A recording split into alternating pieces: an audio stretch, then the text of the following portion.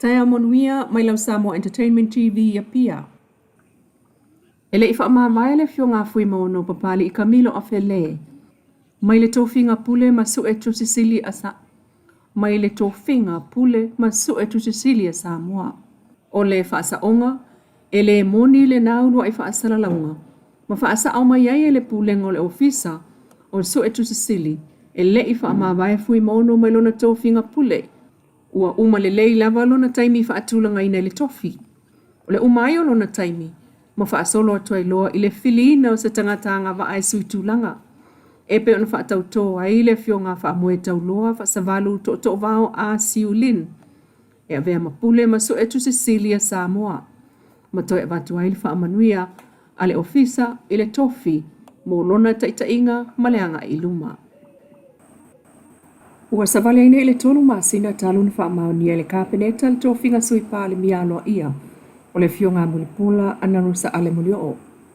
O le tofinga sui pale mio le fio ngā mulipono le afa awa waipea mo le taimi tutoi. O le nofo inga le nei al pale mene. Ina ua faalea o ngā ina le faamsinonga le tofinga faipule le fio ngā toe lupe mau iau tele po muli nuku ne semo. O le fio ngā toe lupe sa ia tau avea mai le tofinga sui pale mia mo le afa mua mua. O le nofo inga 5 tausanga o savalia nei.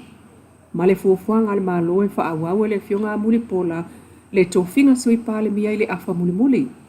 O nā ta mali na filia e avea ma sui pale mia, sa faatautoa faatasi le tofinga mai le amatanga o le paya inga. Petai, o sauno faamalama le fionga le taitai o le malo I le pale mene le vaya sonei. O no tūlanga o fesuia inga o I unga o faamsinonga. O toe fitu na iai le kapeneta, faamaunia mai le asolua no melu o luono. Le faai loa aloa ia ma le tofi ai o le fionga ia mulipola analo sa ale mulio. Na te tau aveina le tofi sui pale mia sa ia mai ale neino fo inga. O lo ta mau pea fo I le folofolanga alvaenga fa upufai mai le amatanga. E na o le tailua no fo inga alana pale mia matoe sui. Ai o le lua ai o sui pale mia fa atautoa alfai ngā malo le fas mai le amatanga. Ua fa mautinoa mai le fionga le pale mia o le afa awawa tuai lava. E le fionga mulipola le tofinga sui pale mialoa ia. Ai ia afianga o nā suinga talu fa ai unga alfa amsinonga. Ua to tofia tuai nei le fionga le faipule tea to ala peato. E avea ma minista o kapeneta. Na te tau ave le fono hawa faitula fono malkomsina sulfa inga. Ai o le fionga tu ia pua fuatongi le toa. E avea ma minista langolango mo le fono hawa faitula fono ma le komesina o sulfa inga. Inisi o tala.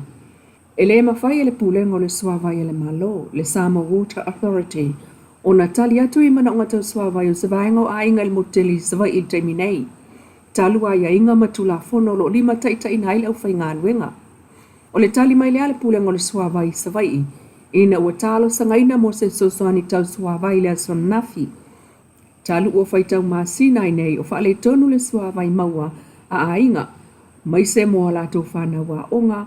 Ai o tangata mātutua o soifu ai. O le whale taunu tau suawai wa wha awawai. O na wha umi talu le tau o le El Nino o wha ai titi ai suawai maua I Samoa. Ma awhi ai fo inu u mao uta e pe o le fioanga o paia ma inga mao tua o le whangoa lii. O paia o lo soifu ai lo lato lava vaitu maoti. Ma ave ai le natu langa ma mafua anga. O le le mawhai o na avatu le pulenga o le suawai le malo. O se fisosoani tau suawai. E ui, o se au ngani atu mo se fisosoani vai ai o le tali le pulenga o le suawai. E le mawhai na minoi le loli vai vanga na ua tutongi mua mua. Le fitu se lauta la I le pulenga o le suawai le malo I sale lolonga. Mai o le tali fo le nama ia sau. O le whaatetele ai o mawhatianga o a inga mauta, ma mao tua I na vaenga o nganga I fo maunga numera lua. Ona o le umi o na leto e pa u se timu. Le aini vai o tutoi tane, ma whaawawa I lava o na tau sāwali sa ili vai I a inga o lo ola o lātou paipa mai o ngā paipa le malo po le pulenga o le suawai. O luma o le kapeneta a le whaatuatua I le atua Samoa Watasi ua mai a whaatautoa aloa I ai nei le fionga le whaipule o le tumalo palota o sa whatalua.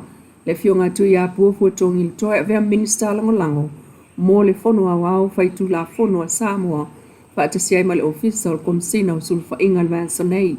Ma whaamawina e le so upo le malo o le amatanga o le neva yaso Leo na ulufale alo ia ile fio ngā tuia ile palemene o Samoa mai ua whaatauto o le whaipule o le itu malo sa whatalua. Ile wha amanu le vang wha upo whai ele wha tuatua ile tua Samoa o tasi. Ele ngata ilea ai ua whonga alo ia i fui ele fio ngā ile palemia a uli ele maali e toa le tō fia ai o tuia minista langolango. E langolongo sua ele fio ngā minista ia te ato ala pe ato. O tuia lea na ulufale le palemene le nofo inga lona se fulu valu le nei ele fu alvang fa upfai e pui ya te tau tangata le HRPP pe tai.